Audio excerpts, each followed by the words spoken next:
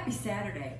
For episode 10, I am taking y'all to Comfort Food Town. That is right, we are going to be having a delicious fall style feast today. We are going to start out with smoked Gouda and bacon stuffed pork chops with sage stewed apples, and we are going to be making oven roasted acorn squash bowls with bacon and wilted greens. It is going to be D to the lish.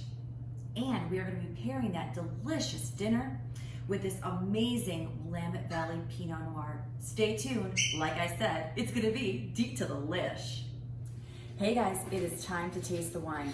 And I have to tell you that this entire dinner that I made up tonight is all based on this wine right here. So I picked the wine first and the dinner came next.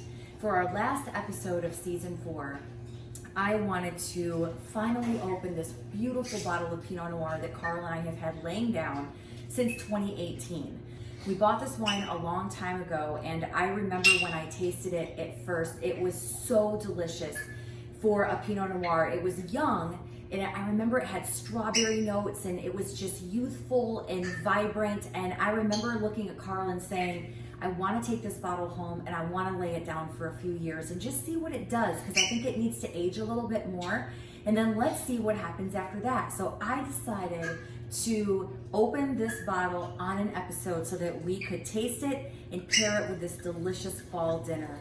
Now, what's wonderful about the Willamette Valley Pinot Noirs is they make them in the Burgundian style, and I have to tell you that the Burgundy Pinot Noirs are the most coveted wines in the entire world. That wine region is the wine region in the world. And Willamette Valley is doing such a great job with making their Pinot Noirs to almost rival some of the great Burgundies of the world. So Carl and I had an amazing time in Oregon tasting Pinot Noir. We tasted some very, very delicious wine there, and I'm really excited to give this guy a revisit and see what happened after we've let him take a rest for about 3 years. This is a 5-year-old wine right now. It was harvested in 2016. Babe. So this is Pinot Noir from Willamette Valley in Oregon. In Oregon, yep. I feel like the color is already changed a bit on the wine too. To me, it almost looks garnet,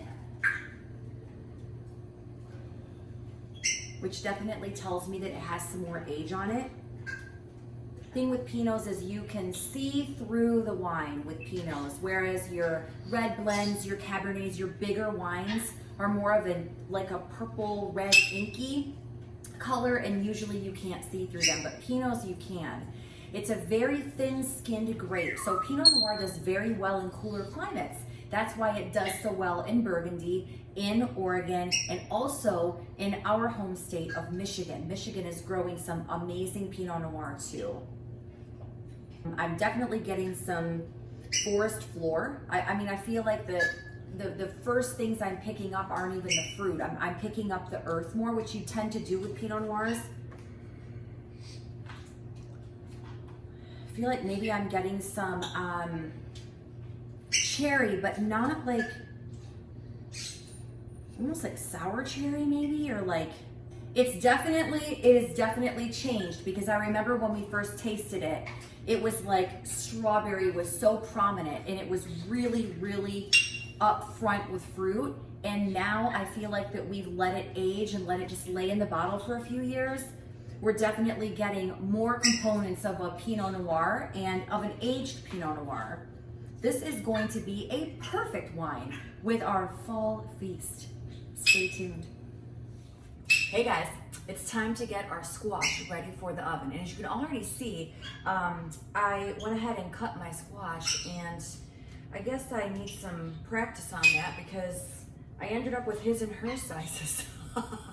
That's all right. Big Funky likes a good squash, don't you? Sure. All right, so the first thing we're gonna do is take our cookie scoop, and we're gonna scoop out all the seeds on the inside of the squash. All right, so we've got our innards scooped out. Now I'm just going to take some olive oil drizzled. That was enough for 2, so I'm gonna go ahead and borrow from this bowl and put in this bowl. just like this.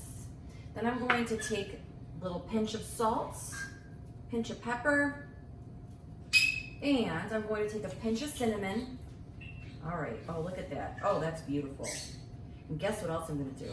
When I was home over the summer visiting my mom, she took me to this place that had all kinds of herbs and spices and fun stuff, and I picked up some whole nutmeg.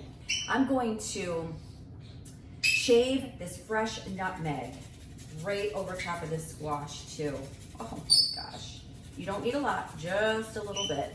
Just kind of make it rain over the squash. All right. Now, our squash is ready to go. I am going to put these in the oven for about 50 minutes at 425, and we will give them a check.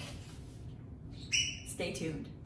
Hey guys, all right, so I am getting the apples ready for our stewed apples.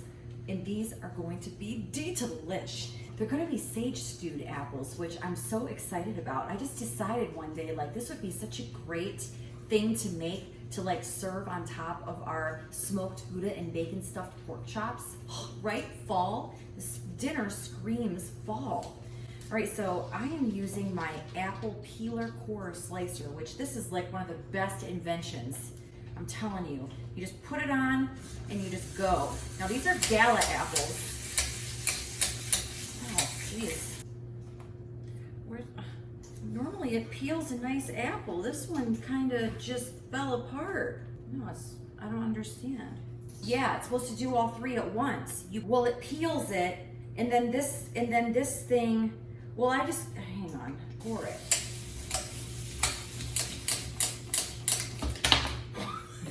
Jeez. I'm dialing 911 and waiting. Oh no! All right, that's it. This was a good invention. It's not anymore. Something is wrong with this. Oh my God. Yeah, I want you to move slowly, please. Okay, I am moving slowly. Okay, that's not safe. You gotta go fast. There you go. Are there instructions? I didn't need instructions. I used to have these all the time. I never needed instructions before. See, this one's not working now. Okay, I'm slicing the rest of these guys.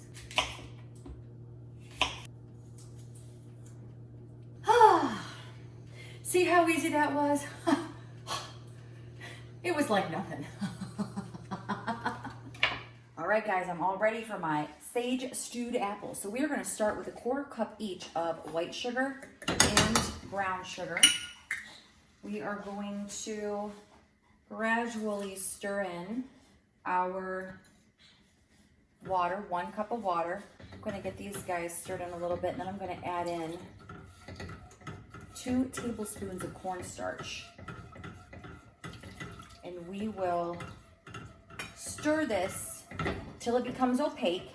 Then we are going to add in 1/3 cup of butter, some cinnamon, and then our apples with our sage.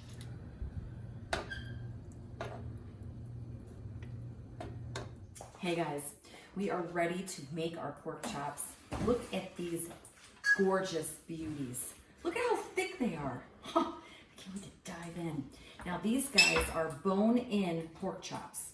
So what I did is I got some smoked Gouda cheese, and I'm just gonna take my little cheese grater, and I'm gonna just run this over my cheese grater a few times. We don't really need that much, so I wanna keep an eye on this as I go. Well, we need more than that. I love smoked Gouda, you guys. And smoked Gouda goes really well with Pinot Noir as well. It's a really good cheese that pairs with that wine. So all in all, it's a fantastic wine pairing with this dinner tonight. Okay, we have enough. Set this to the side. And now what we're going to do is you're going to take the thick part of the pork chop, and you are just going to cut a pocket right in the center. All right, we have our pockets now ready to go. So what we're gonna do is I'm just gonna take my cheese first and get that stuffed in all the way in the back. And then I'm gonna take my bacon, stuff that in. Don't be afraid, you gotta get in there, you know? You're the boss of this pork chop. All right. Pork chops are ready with a stuffing. Now we just have to season the outside, which I am actually going to sprinkle just a little wood fire garlic seasoning from Kinder's. I know you guys have heard me talk about the Kinder's brand before. It's really, really good. So I'm just going to, in fact, I don't even think I need salt and pepper. I think I'm just going to use this. Yeah, I'm going to lay them on this plate and let them rest for just a minute. Let all that seasoning soak in. I'm going to clean this area up, get my squash out, and then I will meet you over at the stove. Stay tuned. We want a pretty good smoke point oil, so we're gonna go with 2 tablespoons. Really get these pork chops sizzling. You want an oven-proof skillet when you make these pork chops because you're gonna start them on the stove, but then you're gonna finish them off in the oven. So make sure that your skillet is oven-proof. Looks like we are ready to put our pork chops down in the pan. The trick is when you lay them down to sear on the first side, let them be. Don't move them around. You want to get a really good golden crust on your pork chop. And then once you flip them, that's when you'll put them in the oven to do the rest of the cooking.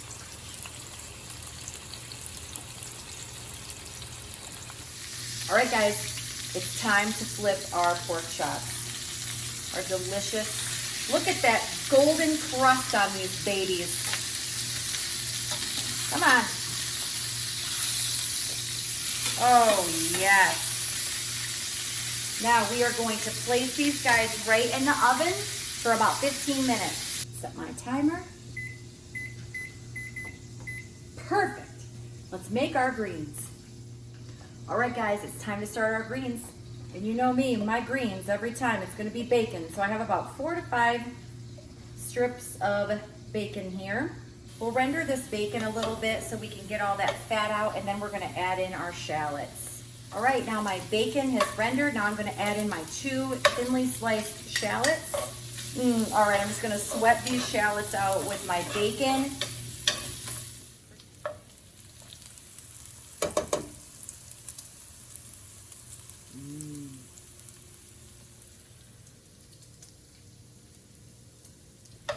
All right, I'm ready to add in my greens. I have my mustard greens and my collard greens here. I'm just gonna add them in bunches. I'll turn the heat down to probably medium for this part. All right, guys, my greens are nice and wilted. Now the finishing touch on these guys is fresh nutmeg grated right on top. You don't need a lot, just a few flakes.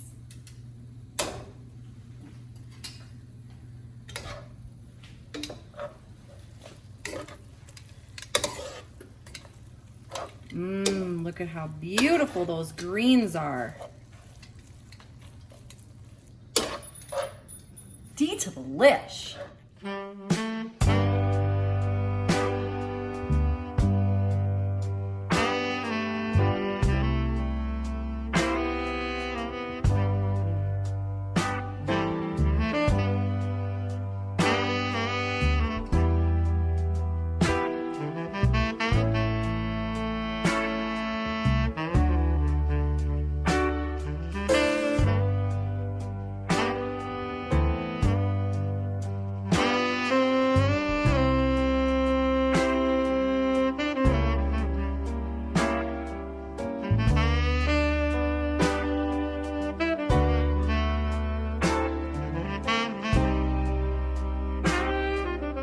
Hey guys, it is time to taste.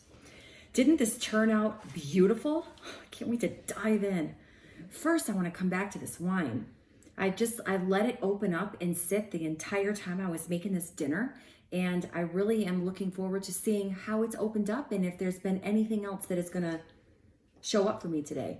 I almost feel like I get dried strawberries, I think is what I'm tasting. So it's not the same strawberry component that I tasted when we first tasted the wine, but it is aged and aged gracefully. So I'm really excited that we opened this bottle today. All right, so look at how beautiful this acorn squash turned out. And the surprise of the creamy burrata cheese underneath the greens. I want to get a bite of all of the things, the burrata, the squash, the bacon, greens, all of it. One big bite. Oh my gosh.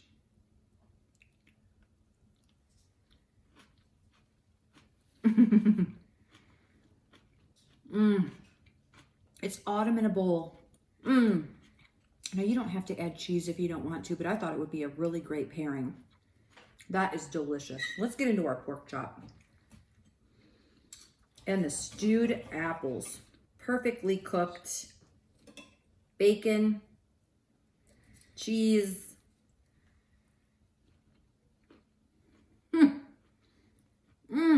Oh my goodness. This is so good, you guys. The sweetness of the stewed apples with the savory of that bacon, salty bacon and smoked Gouda cheese. What a perfect marriage.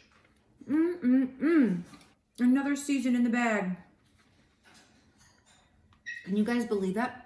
We've done 4 seasons already, and we have some really fun things up our sleeve starting in this next year. I'm very, very excited to bring you guys all kinds of great ideas and new recipes. I'm going to get going right away on recipe testing for next year for season 5.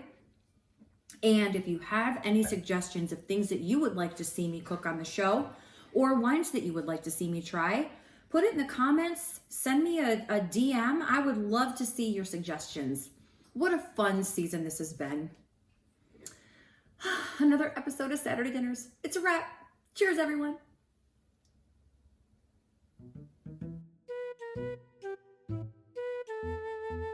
Are we rolling? We are.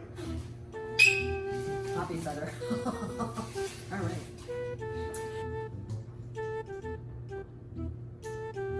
I should try Joe.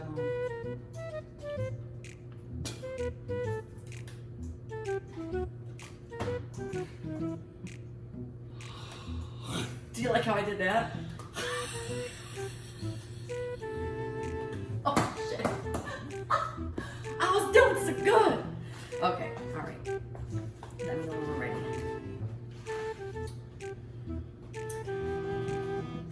Okay, Mr. Show Off. That's pretty good. Were you in the circus? Yeah, but I wasn't a juggler. You know, I get asked that question a lot. Oh, jeez. Oh, I need a bowl for these guys.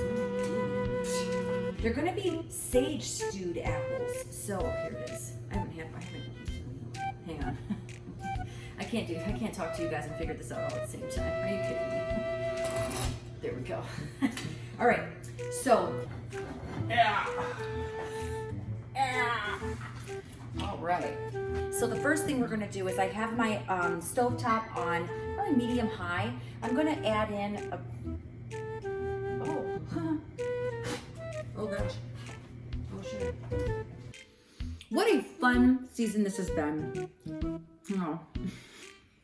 I think I got some bacon in the way. Everyone, pump the brakes. Let's try that again.